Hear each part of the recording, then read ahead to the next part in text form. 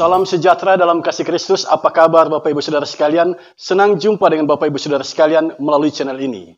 Kali ini kita belajar dari kitab Yeremia pasal 20 ayat 7 sampai ayat yang ke-13 dalam sorotan tema penyertaan Tuhan. Ini adalah topik yang menarik. Mengapa? Karena dari sini kita mengerti cara Tuhan menyertai itu unik dan ajaib. Nah, sebelum kita mendalami bagian Alkitab ini, mari kita berdoa.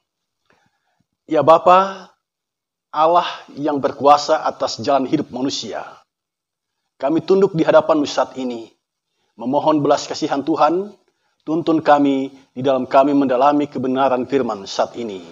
Di dalam nama Tuhan Yesus, kami berdoa. Amin. Yeremia pasal 20 ayat 7 sampai ayat yang ke-13 berada dalam bingkai perkop keluh kesah Yeremia akibat tekanan jabatannya. Engkau telah membujuk aku, ya Tuhan, dan aku telah membiarkan diriku dibujuk. Engkau terlalu kuat bagiku, dan engkau menundukkan aku. Aku telah menjadi tertawaan sepanjang hari. Semuanya mereka mengolok-olokkan aku. Sebab setiap kali aku berbicara, terpaksa aku berteriak, terpaksa berseru, kelaliman, aniaya. Sebab firman Tuhan telah menjadi celah dan cemooh bagiku sepanjang hari. Tetapi apabila aku berpikir, aku tidak mau mengingat dia dan tidak mau mengucapkan firman lagi demi namanya, maka dalam hatiku ada sesuatu yang seperti api yang menyala-nyala, terkurung dalam tulang-tulangku. Aku berlelah-lelah untuk menahannya, tetapi aku tidak sanggup. Aku telah mendengar bisikan banyak orang, kegentaran datang dari segala jurusan, adukanlah dia, kita mau mengadukan dia. Semua orang sahabat karibku mengintai apakah aku tersandung jatuh. Barangkali ia membiarkan dirinya dibujuk, sehingga kita dapat mengalahkan dia dan dapat melakukan pembalasan kita terhadap dia. Tetapi Tuhan menyertai aku seperti pahlawan yang gagah. Sebab itu orang-orang yang mengejar aku akan tersandung jatuh dan mereka tidak dapat berbuat apa-apa. Mereka akan menjadi malu sekali sebab mereka tidak berhasil. Suatu noda yang selama-lamanya tidak terlupakan. Ya Tuhan semesta alam yang menguji orang benar, yang melihat batin dan hati. Biarlah aku melihat pembalasan-Mu terhadap mereka, sebab kepadamu-lah kuserahkan perkaraku. Menyanyilah untuk Tuhan, pujilah Tuhan, sebab Ia telah melepaskan nyawa orang miskin dari tangan orang-orang yang berbuat jahat. Jemaat yang dikasihi Tuhan, ada banyak orang dalam doanya meminta penyertaan Tuhan. Tetapi yang aneh adalah ketika dia diperhadapkan dengan masalah, dia lebih banyak mengeluh. Saya katakan ini adalah hal yang aneh. Mengapa? Coba kita pikir. Pertama, dia minta penyertaan. Lalu mengapa dia mengeluh? Apakah Tuhan yang dia sembah, yang dimintakan penyertaannya itu, tidak sanggup menyertai dia? Yang kedua, kalau sebuah negeri aman, apakah untuk menempuh sebuah perjalanan jauh, harus ada orang yang menyertai kita? Haruskah ada pengawal yang menyertai kita? Saya pikir kita tidak membutuhkannya. Penyertaan itu sangat dibutuhkan saat perjalanan kehidupan kita tidak aman dan tidak nyaman. Penyertaan itu terasa manfaatnya saat kita diperhadapkan dengan pergumulan kehidupan. Saudara sekalian, inilah yang dialami oleh Nabi Yeremia. Nabi yang hidup pada abad ke-6 sebelum Masehi, yang berkarya di kota Yerusalem. Yeremia putra dari Imam Hilkia dari sebuah kampung yang bernama Anatot. Dalam didikan seorang imam, Yeremia ini pasti banyak tahu tentang isi kitab suci. Ketika Tuhan memanggilnya, usianya masih sangat muda. Karena itu dia keberatan dan berkata, "Ah Tuhan Allah, sesungguhnya aku ini tidak pandai bicara sebab aku ini masih muda." Saya mengajak saudara sekalian memperhatikan hal ini. Dengan perkataan ini, sesungguhnya Yeremia mau menegaskan bahwa untuk menjadi seorang pelayan Tuhan, dibutuhkan dua hal. Yang pertama, dia harus pintar bicara. Dia harus pandai ngomong, itu yang pertama. Yang kedua, dia harus punya pengalaman yang banyak. Karena itu ketika Tuhan memanggil Yeremia, Yeremia keberatan. Karena dua hal ini tidak ada pada dirinya. Pertama, dia tidak pintar bicara, ya. Yang kedua, dia masih muda, dia masih kurang pengalaman. Dan hal ini yang dia sampaikan kepada Tuhan. Saudara, dua hal yang menjadi pertimbangan Yeremia ini, itu sampai sekarang kadangkala terbawa di dalam kehidupan bergereja. Ketika kita memilih pelayan Tuhan, bukankah dua hal ini sering dikemukakan? Pertama, dia harus pintar bicara. Itu yang pertama. Kemudian yang kedua, dia harus punya pengalaman yang cukup. Jadi dalam pelayanan itu dianggap orang yang pintar bicara itu lebih baik. Kemudian orang yang syarat dengan pengalaman itu dianggap lebih baik.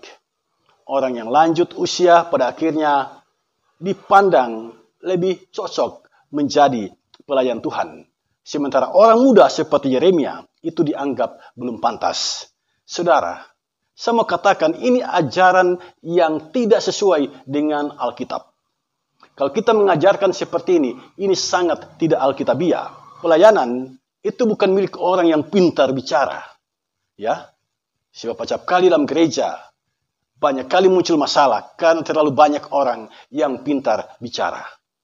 Jadi dalam hal melayani itu tidak hanya dikhususkan bagi orang yang pintar bicara. Orang yang pendiam pun dilibatkan dalam pelayanan. Orang yang pendiam pun itu dipakai Tuhan dalam karya pelayanannya. Sebab bagi orang yang pendiam, mereka punya kemampuan untuk meredam emosi. Dan mereka punya kemampuan untuk menyimpan rahasia jabatan. Sementara orang yang pintar bicara acap kali tidak dapat melakukan itu. Pelayanan itu bukan cuma menjadi milik orang yang berpengalaman. Kalau ini menjadi keyakinan kita, bahaya sekali. Pelayan-pelayan pasti akan diisi oleh orang-orang yang lanjut usia. Bacaan kita saat ini menolak pandangan yang seperti itu. Di dalam Tuhan, pelayanan itu dilakukan oleh siapa saja yang kepadanya Tuhan berkenan memakainya.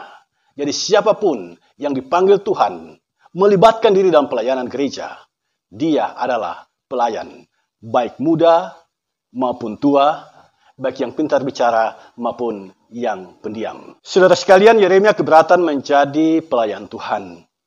Ketika Tuhan memanggil dia, Yeremia keberatan.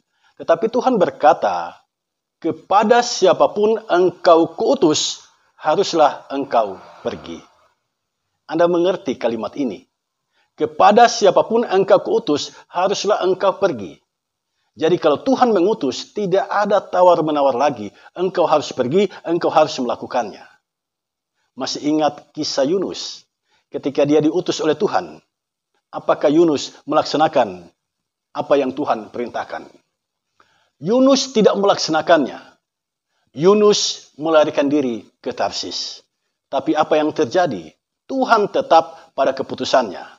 Yunus dipulangkan oleh seekor ikan yang menelannya, kemudian memuntahkannya di tepi pantai. Jadi Yeremia itu keberatan dengan pengutusan Tuhan, dengan panggilan Tuhan baginya. Tetapi Tuhan tetap pada keputusannya. Siapapun yang dipanggil dan diutus oleh Tuhan, dia harus pergi melaksanakan perintah itu. Saudara sekalian, karena Yeremia sudah menolak, keberatan, dan Tuhan tetap menyebutnya. Ini yang kemudian Yeremia sebut dalam ayat yang ke-7, Tuhan membujuknya. Dia menjadi nabi, menjadi pelayan Tuhan, karena Tuhan yang membujuknya. Ini menarik saudara sekalian. Biasanya ketika seseorang ditanya, mengapa engkau menjadi pelayan Tuhan? Jawabannya adalah, karena Tuhan telah memanggil saya.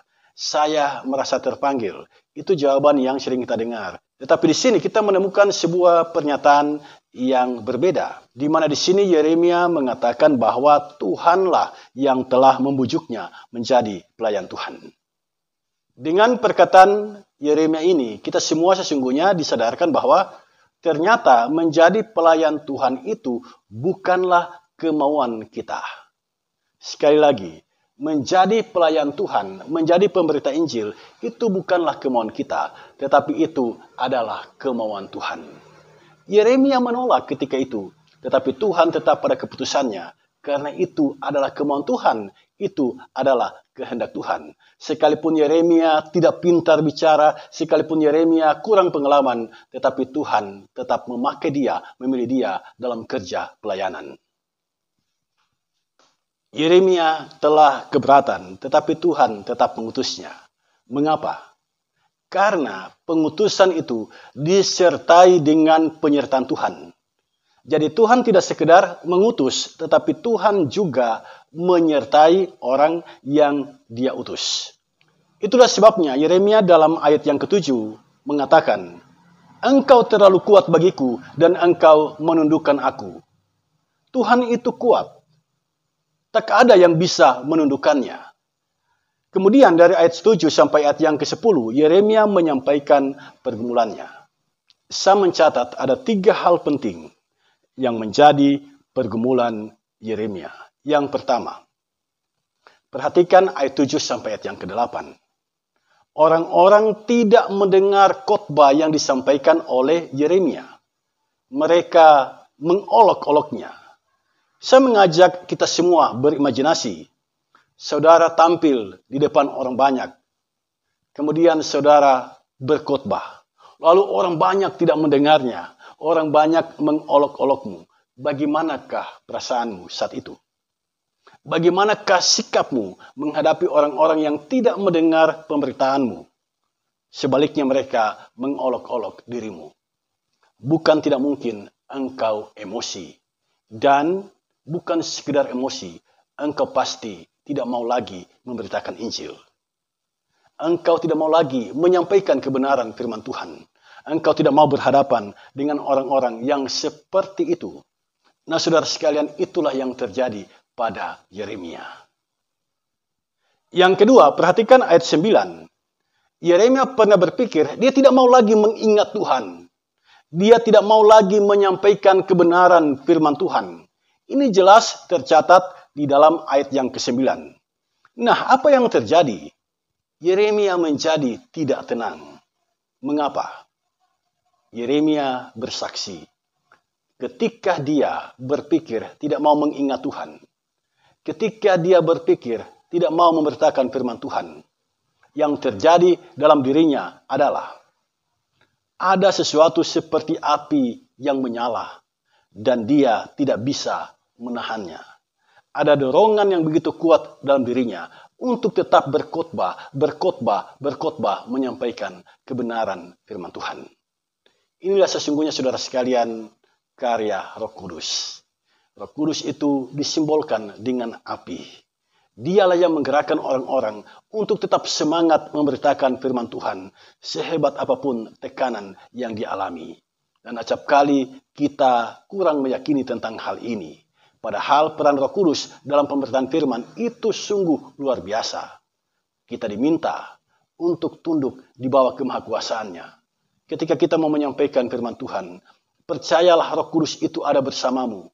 Jangan engkau meragukan tentang hal itu.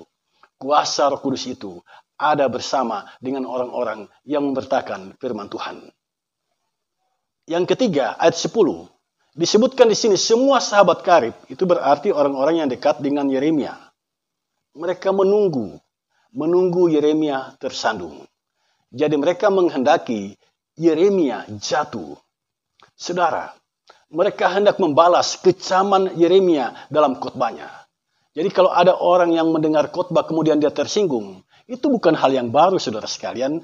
Pada zaman Yeremia, ada banyak orang yang tersinggung dengan khotbah Yeremia dan mereka ingin membalasnya. Mereka menghendaki, mereka menginginkan Nabi Yeremia jatuh, tersandung. Para sahabat karib berkhianat. Jadi jelas bagi kita, ada 3 pergumulan yang Nabi Yeremia hadapi. Yang pertama, orang tidak mau mendengar khotbahnya. Saya mengajak kita semua merenungkan tentang hal ini. Ternyata tidak semua khotbah itu didengar oleh manusia.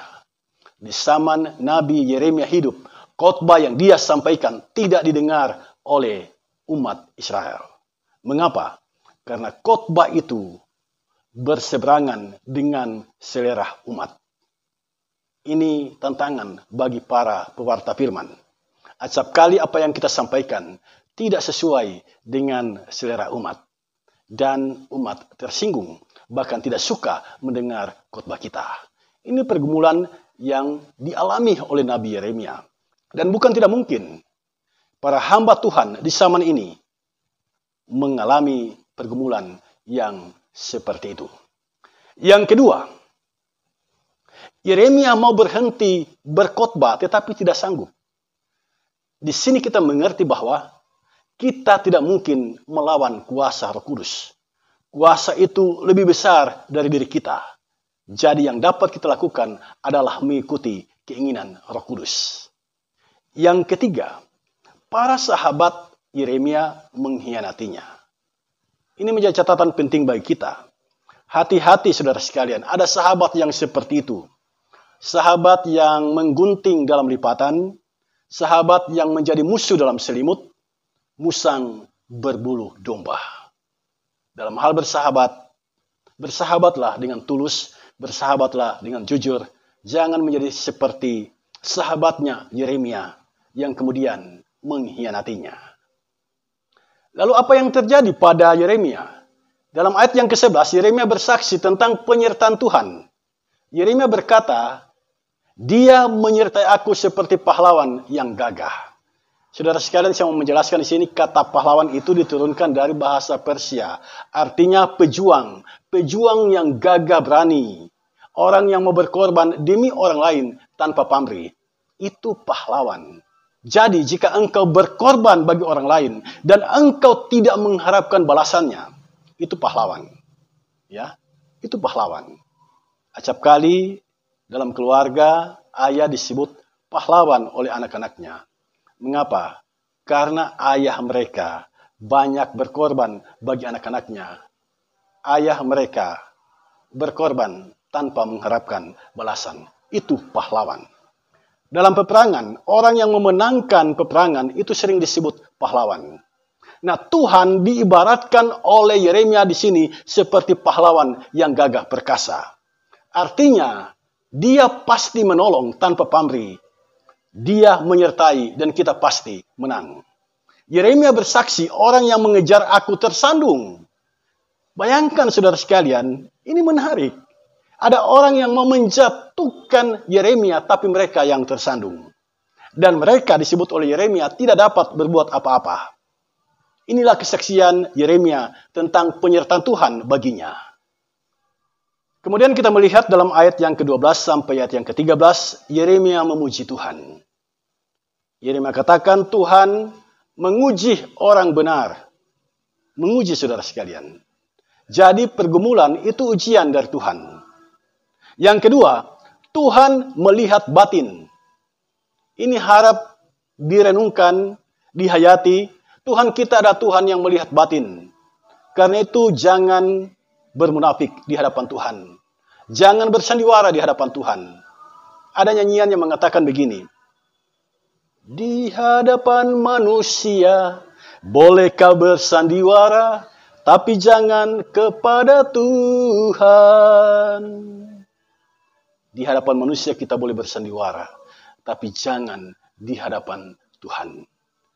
Yang ketiga, pembalasan itu hak Tuhan. Karena itu jangan dendam.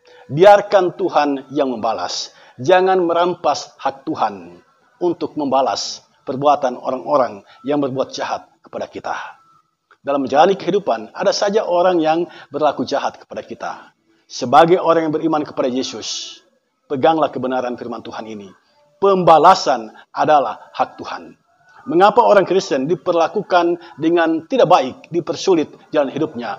Mereka tidak membalas, karena mereka ingat pembalasan adalah hak Tuhan. Jangan suka membalas, balas dendam bukanlah ajaran kita. Ajaran kita adalah kasih. Jalanilah kehidupan saling mengasihi satu sama lain. Itu hukum yang terutama. Kemudian yang keempat, Tuhan melepaskan nyawa orang miskin dari orang jahat. Itu artinya Tuhan itu pelindung nyawa. Dan karena 4 hal inilah Yeremia memuji Tuhan.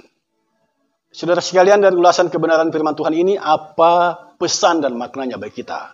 Saya mencatat 4 hal penting. Yang pertama, Tuhan pasti menyertai orang yang mentaatinya. Perhatikan ayat 7 dan ayat yang ke-11. Jika ada tanggung jawab pelayanan di pundakmu, Tuhan pasti menyertai. Sekalipun khotbahmu tidak didengar, Dia pasti menyertai. Jika engkau punya masalah dan berdoa meminta penyertaan Tuhan, Tuhan pasti menyertai. Sehebat apapun masalahmu, Tuhan tetap menyertai.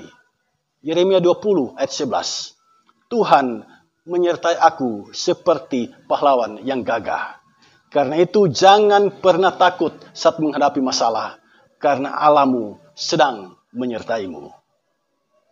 Yang kedua, belajarlah menjadi pribadi yang sabar dan ikhlas. Perhatikan ayat 8 sampai ayat yang ke-9. Yeremia khotbahnya tidak didengar oleh umat. Dan Yeremia berencana berhenti berkhotbah. Tetapi Tuhan tidak menghendakinya. Yeremia tetap harus menjalankan tanggung jawabnya sebagai pelayan Tuhan. Yeremia diajar oleh Tuhan untuk sabar dan ikhlas. Saya berimajinasi, jika Anda berkhotbah dan ada yang tertawa dan mengolokmu, apa yang akan Anda lakukan? Besar kemungkinan Anda emosi. Anda marah, merasa tidak dihargai. Saudara, itu yang terjadi pada Yeremia. Tetapi Yeremia tetap memberitakan firman. Jadi simpulannya adalah, sehebat apapun tantangan dalam hal memberitakan firman, engkau harus tetap memberitakan firman. Yang ketiga, bagi orang yang taat pada Tuhan, pergumulan hidup adalah ujian dari Tuhan. Perhatikan ayat yang ke-12. Dan dalam ujian itu, Tuhan melihat batin, Tuhan melihat hati.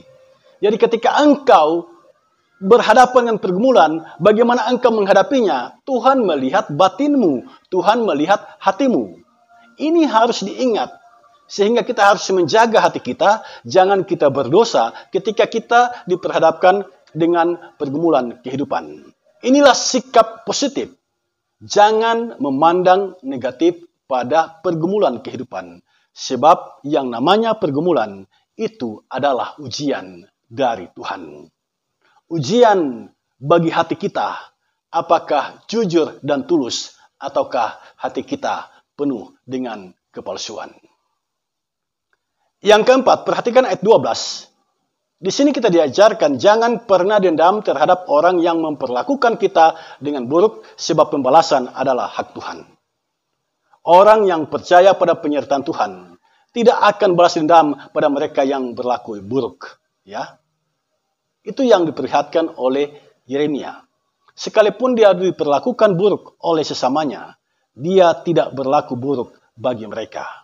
Dan teladan ini kita saksikan di kayu salib. Ketika orang-orang menyakiti Yesus, menyalibkan Yesus, dan hendak membunuhnya, Yesus mengucapkan kalimat ini di dalam Lukas pasal 23 ayat 34. Ya Bapa, ampunilah mereka, sebab mereka tidak tahu apa yang mereka perbuat. Jangan pernah dendam terhadap orang yang memperlakukan kita dengan buruk. Sebab pembalasan itu adalah hak Tuhan. Bawalah perkara kita kepada Tuhan dan serahkanlah semuanya kepada Tuhan. Dia pasti akan bertindak. Itulah penyertaan Tuhan dalam kehidupan kita. Penyertaan yang unik dan ajaib. Di mana kita di saat diperhadapkan dengan tantangan, pergumulan, persoalan kehidupan, di sana Tuhan sedang menyertai kita. Dan yang namanya pergumulan, yang namanya masalah, jangan dilihat itu secara negatif. Itu adalah hal yang positif, di mana ini adalah ujian bagi kita, sejauh mana kita menjaga ketulusan hati kita. Selamat menikmati penyertaan Tuhan dalam kehidupanmu. Tuhan Yesus menyertai kita. Amin.